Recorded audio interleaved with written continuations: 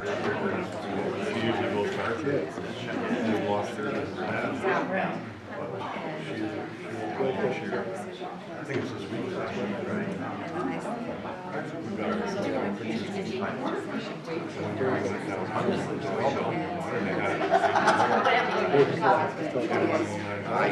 Has a couple of things he would like to say.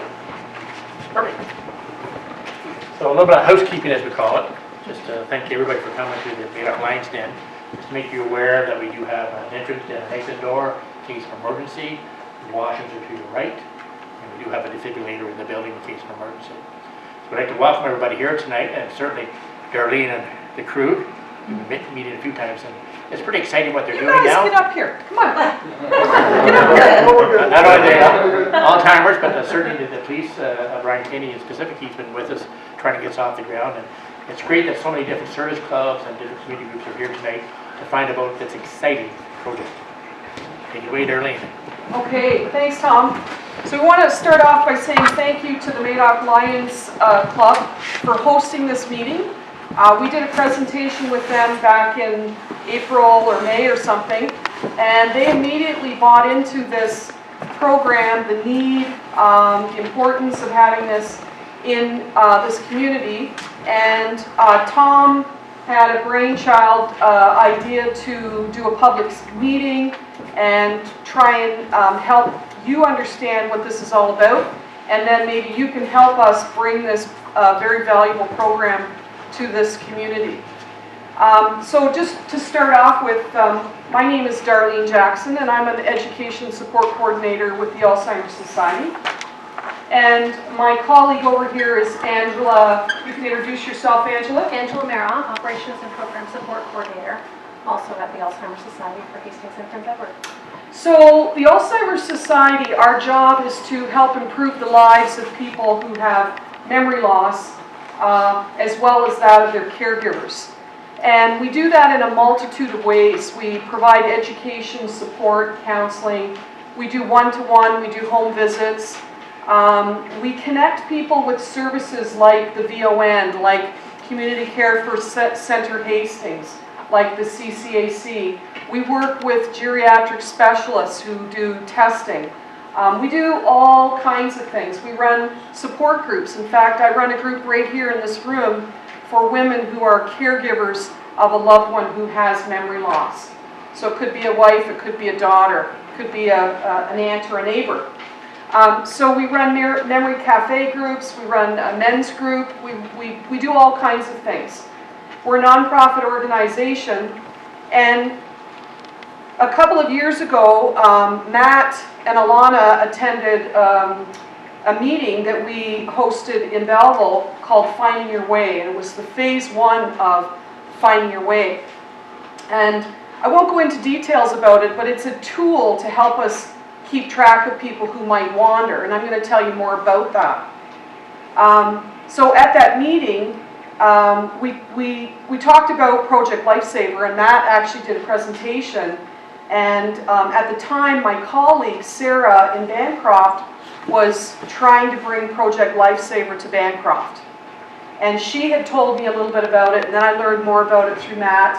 And then Matt convinced me, along with my colleague Sarah, that we needed to get this in our area, and he was absolutely right. So I'm going to share it with you so that you know what I know a little bit more about Project Lifesaver. Project Lifesaver is it's not something we at the Alzheimer Society typically do, but we know that we need to keep the people we look after safe who are at risk of wandering and getting lost, and this is the #1 way that we can keep people safe. It's a tool, and there's many tools that people can use, but this is a very important tool.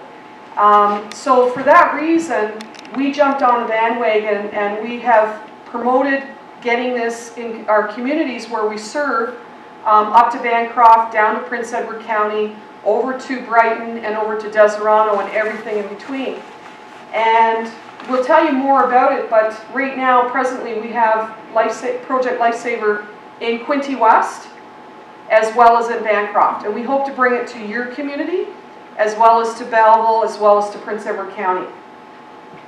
So we'll have time for questions, and we're pretty flexible here, so we might even stop and ask or answer questions as we go along. I also want to introduce Alana. Alana, can you tell us who you are and what it is that you do here? Hello, I'm Alana Doyle. I'm a constable with Central Hastings O.P.P. and I'm the community safety officer. And Alana's been with us for the last 2 years trying to bring this program to this community. So she's very committed. And down here at the end, we've got Brian. So Brian, can you fill us in on who you are and where you fit in? My name is Brian Kennedy. I've been with Madoc Detachment here for 22 years. Along with Matt, I'm also on the emergency response team, so we're in charge of search and rescue, and that could take us anywhere in the region. And I recently become a search manager, so a bit more active in the planning and organizing of searches. And I'm just glad to be able to help out with Project Lifesaver. So Brian's been with us on the committee as well, probably over a year, trying to bring this to the community. And we've got Matt here. You want to introduce yourself, Matt? I'm Matt Raycroft. I work out of the city of Quinte West. Been with the O.P.P. for probably 13 years, and my first 4 years I actually worked out of this community. I worked out of Madoc Detachment before I transferred to the city. So Matt is actually the lead for Project Lifesaver.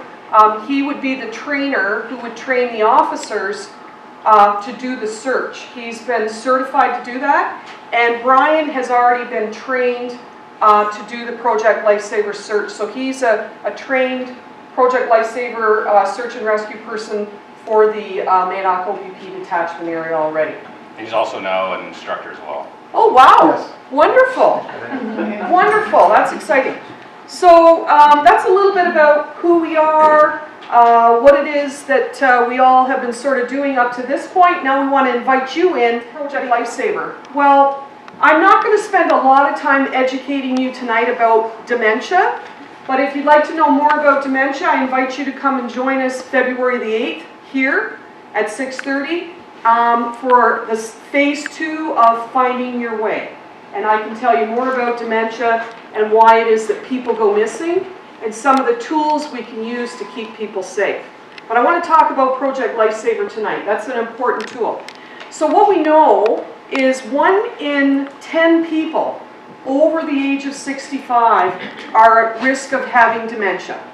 And 1 in 3 after the age of 85 are people living with dementia. And there's a new statistic that just came out with our January Canadian National Campaign, and that is 1 person is diagnosed every 3 seconds in the world with dementia. Now I know that seems hard to grasp around the world, but if we just looked in this room at the people who are over the age of 65, and that 1 person out of that group of 10 is at risk. So even if this could help that 1 person in this room. Also, these numbers don't take into account the people under the age of 65. 2 to 10% of people under the age of 65 are diagnosed. And we're starting to see some real scary numbers where people are as young as 35, 40, 45, and 50 years old with dementia.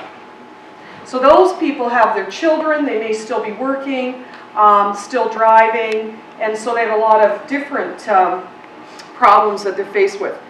When we look at our 2011 census and we sort of calculate those numbers, it gives us around 430 people who potentially are living with dementia in your communities.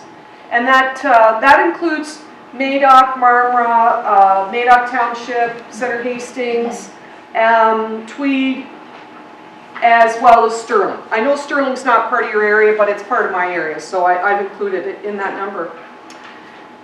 What we know about people with memory loss is as their brain is affected by dementia, it will affect their ability to make decisions, to problem solve, to remember. As you know, most of us know that memory loss is a big part of dementia.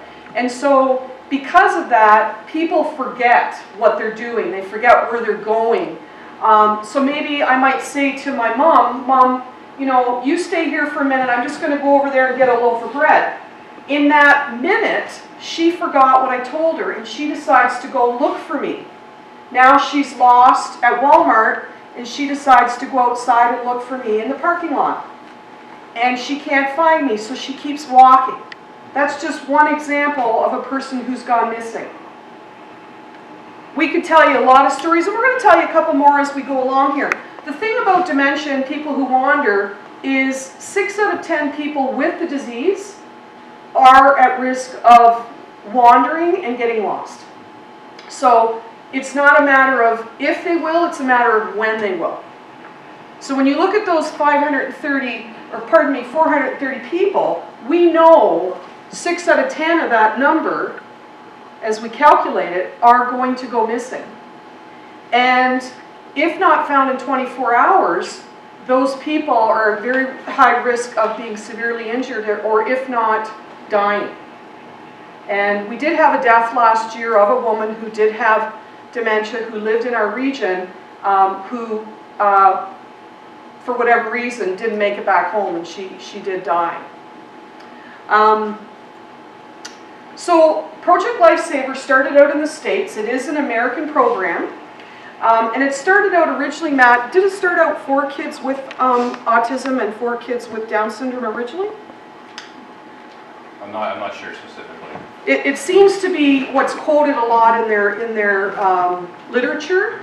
But what we found is, and what they found, is that this program would be ideal to keep vulnerable people with dementia safe as well.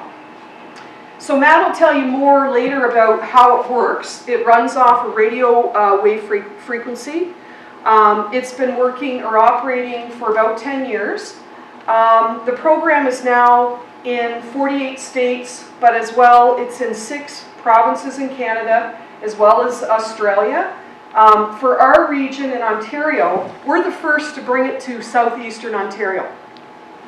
So there are some areas in Ontario in the eastern and western part of the province and central Ontario, but we're the first to have it in this region. And we're pretty excited about that. We're the first Alzheimer society to get involved, just because we really felt committed to this project. The other organizations in Ontario are run mostly by victim assistance programs and things like that. So I'm just saying that so you know that we're typically not in the business of getting, doing these kinds of things. Typically we don't have time, but we feel very committed to this. I'm going to show you, it's a 6-minute video, and maybe we'll just dim the lights. And this will give you a little bit more idea of how this works. A girl was out walking with her parents. Her name is Lori. She has autism, and they were walking along the trail, and she bolted. These police officers are on a search and rescue mission, except the person they're looking for doesn't know she's lost. She was wearing a Project Lifesaver bracelet, and the frequency she had is 215-445. That's correct. Fortunately, the missing person is wearing a transmitter, and the officers have a receiver that can track the signal. Strong signal from the missing person coming from the west direction. The search begins. Using instinct and the receiver, officers try to locate the missing person as quickly as possible. The thing that's very challenging about searching for somebody that has Alzheimer's, autism, or Down syndrome is the fact that you're working with a very short timeline. If somebody with Alzheimer's, for instance, isn't found within the first 24 hours, there's a 50% chance that they'll be found deceased. That's why this radio telemetry device is so valuable. It cuts down on the amount of time and the amount of people, because normally we have maybe 16, maybe 20, maybe 30 searchers out initially searching for a lost person. With this, with 3 or 4 people, we can find the person in a short amount of time. The technology is linked to a program called Project Lifesaver, the brainchild of Gene Saunders. The idea was to put radio transmitters into wristbands, each one having a separate frequency, providing it to Alzheimer's patients, and should they wander, the caregiver notify us. We'd go into the area, tune that frequency in, and then try to track it through the transmitting signal. About 3 months into the program, we got our first call. The first recovery took us 1.5 minutes. Right there? Gentlemen, what we have here is the mainstay of the Project Lifesaver program as far as the equipment is concerned. That's the Osprey receiver and the Yagi antenna. Chief Saunders travels across North America educating search and rescue teams on how to use the system. Well, basically you have a transmitter and it's putting out a radio signal on a, what we call a pulse transmission, once every second. It's on a predetermined frequency. You have a trained person with the receiver that has now tuned in to that frequency. And once they locate the signal, they then move to where the strongest point of the signal is coming from with a directional antenna. How have you guys been doing lately with the seal between the front face and the case? The technology is the same that's used to track wildlife, only slightly modified.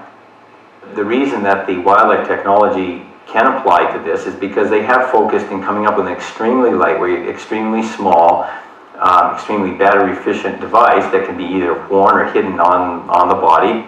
These transmitters are only a few millimeters thick, just about the size of your thumbnail, and each one has a specific ID number. One of the key aspects in setting up our transmitters is to program in a unique ID code into the computer chip that's on board the transmitter. We do this using a computer, and we go in and set up the ID in the computer, and then that's transferred over and programmed into the computer chip on board the transmitter. Each one is then assigned to a specific person. That's how the receiver locates them. But the receiver can't understand the transmitter if they're not speaking the same language, so they have to be tuned. It's just like tuning in your favorite radio station, only in this case, they're tuned to the Project Lifesaver frequency. One of the keys to achieving the exceptional sensitivity in our receiver is to block all the unwanted radio signals from coming into the receiver. And to do that, we paint a conductive nickel coating on the inside of the receiver, and that successfully blocks off all the rest of the radio waves. Once the transmitter has passed through its final testing stages, it can be installed into the bracelet. There's a strong hospital-type bracelet which snaps in place and can't be removed. When it's woven through the back of the unit, it covers up the battery compartment so the battery can't be removed. And this is placed onto the wrist of a client. Searching for a missing person wearing one of the bracelets is a bit like using a divining rod. The officer moves it side to side and listens for the signal. Normally, it's hard to even know where to start searching. We have to send out huge numbers of searchers. We have to call in lots and lots of resources and just send them out in every direction, searching every place because we're not sure where they're going to be. This device gives them a starting point. It's possible to detect the signal for up to 1.5 kilometers on the ground and 11 kilometers by air. Unfortunately, Alzheimer's patients, Down syndrome children, autistic children are everywhere. And I feel like that we owe them a duty, that we need to find them quickly, not only from the economic viewpoint, but from the standpoint of the anxiety level of the loved ones and the safety of the person that's lost. Fortunately, today's scenario was just an exercise for the officers to learn how to use the equipment. But finding their colleague was proof this technology could be a valuable tool for their next real-life search and rescue. So here's got it.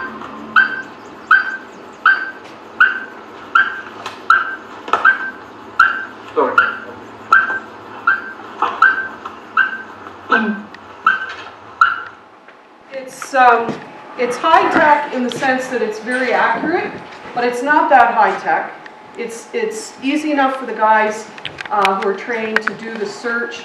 It's quick, it's portable. Matt's going to show you the equipment live so you can see it. We can't probably put it into action because we have to put a band on somebody and get you to go and get lost somewhere. And We can do it if you want to. he likes to do it. Both of them probably want to use the equipment.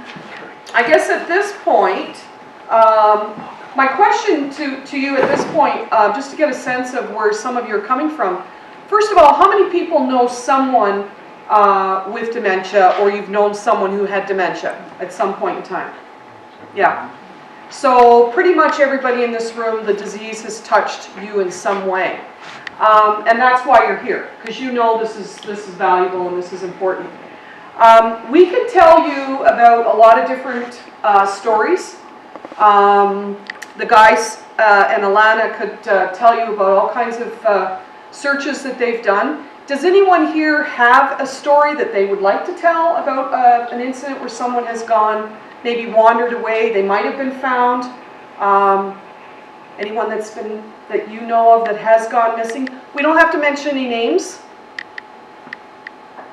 We did have one a number of years back. I don't know, Brian, if you were on the detachment when the lady went wandering from the retirement home, and she wandered, and I'd been out from our house and back in, I'd popped downtown, and the police officer came to the door saying, you know, we're looking for, she's gone missing, and I said, haven't seen her, and he says, well, did you lock your house? Well, no, I didn't. And they had said she would get into the house and get into a closet and couldn't get out. So that was just from our retirement home that we had here. Right. Yeah. Alana and I have worked on a situation in our area where a person has gone missing a number of times. Just to set it up, and then you can take over. When you live with someone with memory loss, as you know, you want to live at home as long as possible with that person, and you want to take care of them at home as long as you can. And the problem with this disease is the person who may wander, they're physically able to leave the house, and they may just forget that you mentioned you were going to step out and grab a coffee, or you were just going to go next door to the neighbor's house. And in that very short time, they can forget all these things. They don't remember to look at your note on the table that says you're gone next door. So they start looking for you. And they may do it right now in this weather and forget to put a coat on and boots on. They may be looking in the house, and then they decide to look outside. And once they get outside, they forget to go back in the house. And I could spend many, a lot more time and explain to you how this works and why the brain does all this. But did you want to just touch on that one? We received a call of a woman wanting assistance in locating her spouse. And while she was still on the line with police, he returned home. But I attended the home anyway to speak with her and look into it a little more. And she shared a couple of stories, and one was that she just went for a nap. So during the discussion, even with her spouse, there was times where he was very aware of what was going on and could communicate with me and his wife, and had no problems. And then also experienced times where he would obviously be affected more seriously by the dementia. So she went to lay down and have a nap, and he left the residence. And he told me that he was just going to visit with a neighbor, but the neighbor that he thought was next door had moved out, and a new neighbor was in, but he was recalling somebody had previously lived there. But just the way the layout of the house and the property was, it would have made sense to go down a main road and then turn to go to that neighbor. He instead walked down the backyard, which had a very steep embankment and lots of brush and shrubs, which he could have very easily got hurt and caught up in. And then another story was told by his wife that he had been brought home by a neighbor within the last week as well. Well, actually, she thought it was the police, but then didn't have all the correct information, and it was actually a neighbor. So obviously it brought a lot of concern to us, and he would be a great candidate for this program. So still able to live at home, but just have that reassurance that if he did leave, because as much as his wife wanted to believe that she could keep 24 hours supervision, obviously realistically she can't. And she actually shared with me a time when she was dozing in her lazy boy chair, and he stepped outside and was sitting on the deck, and then at some point decided to go for a walk. And he described when he came home that he had actually fallen in the gutter and had to climb out, and was found by a passing motorist who then brought him home. So that's at least 3 times this person has gone missing and has returned home safely, but, so he's a very high risk for not returning one day. Just to add to that, you've seen in the video, that's a Staff Sergeant Goldbeck, he works at a emergency response team out of the West Region.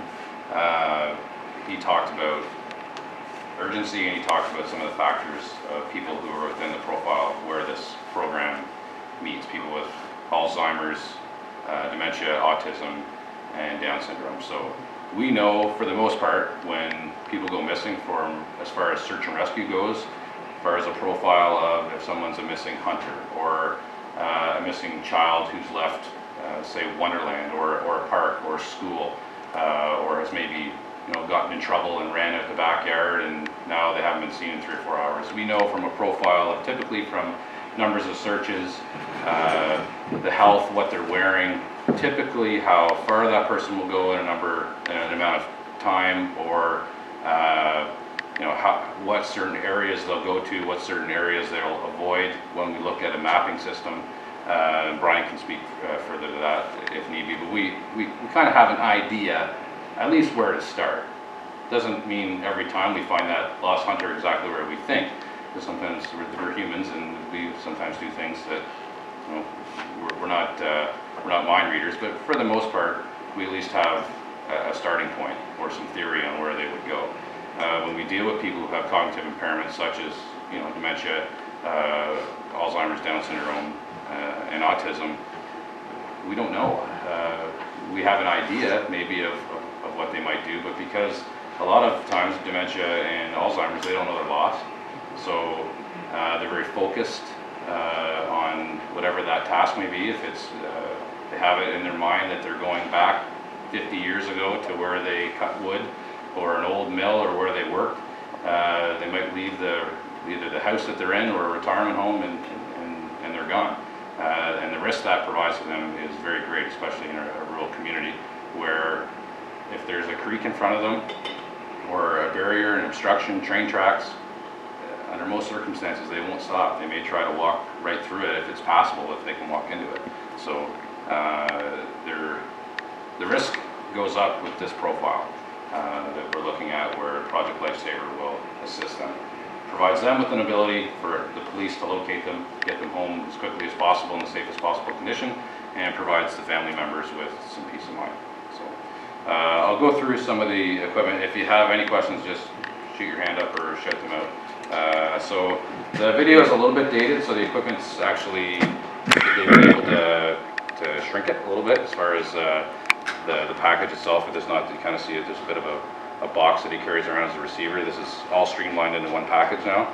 So this is the receiver that we would use. We have a couple of bracelets. This is a training bracelet, so it's a little bit bigger than Can I pass it the around? ones the clients use. Yep. Okay, I'm gonna pass it around so you can have a look. The new ones that a client would actually wear are a little bit smaller. They're not pretty. And they last for about, the batteries last for about 60 days. So 60 days with nothing more to them other than the caregiver takes a small device that just ensures that the battery is still working, places it over top of it, and that's kind of the daily inspection. Beyond that, it's a 60-day battery and they're good to go. They can wear it in the shower. They're robust as long as there isn't some type of defect with it. There's not going to be any issues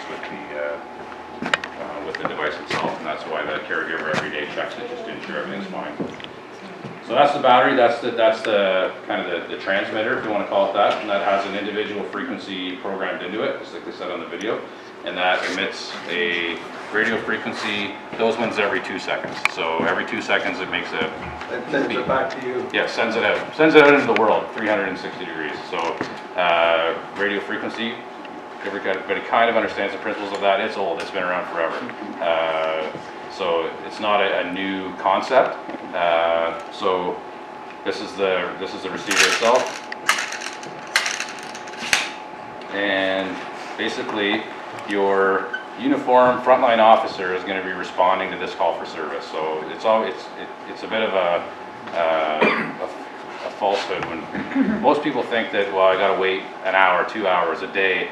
I got to go look for them myself before I bother the police with that. That is a total misconception. We want the call right away, whether they're with Project Lifesaver or not. Even just a missing, anything from a missing child, of course, to an elderly loved one who's is suffering from a cognitive impairment, we want that call right away. It's easier for us to put resources into it an hour 1 than it is at hour 21. You know, we're looking at huge search areas, and you can see the statistic there about after 24 hours how grave the consequences become. So we want that call right away. So here's the equipment. I'll turn it on, and obviously I can tell the bracelet's right there. I don't need to look for it. So this is directional. So what this is doing is it's the bracelet sending out a chirp of radio frequency out into the world, and directionally I would turn 360 degrees until I find where the strongest signal is. So as I turn, can everybody hear that? As I turn, the signal gets stronger. Strongest heading this way, and then it gets faint. It's a very simple system. And we follow the strongest signal, and we go towards it. The closer we get, the stronger the signal becomes. Very simple. One thing we found that was really beneficial is it works under heavy foliage, which for us, that's where we locate, I don't want to say a lot of these people, but especially if they're possibility that they're down, or they're unconscious, or they're in medical distress. They're not upright walking down the street. Still get the signal. They still get the signal. It'll even work underwater to a certain depth. We were doing training with it in Aurelia, and we had them inside, I don't know, how would you describe that? It's a concrete underground tunnel, where, you know, and I'm glad you touched on that, to say why we'd use this old technology instead of cell phone or GPS. Because you know what your cell phone does under foliage or away from a tower, same as your GPS. And we're getting this through concrete walls underground tunnels. So there's just about no place to hide with that. Like Matt said, it can be 8 feet underwater and still transmit, which is. And it's a mechanical device, so you know, just because we have it, it's not a catch-all. We want communities to know that just because a community has Project Lifesaver doesn't mean that we're not still calling specialty units like the emergency response team and our K9 unit or helicopter if need be. This is a program that allows your frontline officer working your detachment with a resource to be able to immediately respond to the point last seen of the missing person, get the equipment out, and locate the person as quickly as they can. They're not having, not that officers would wait, they're still trained in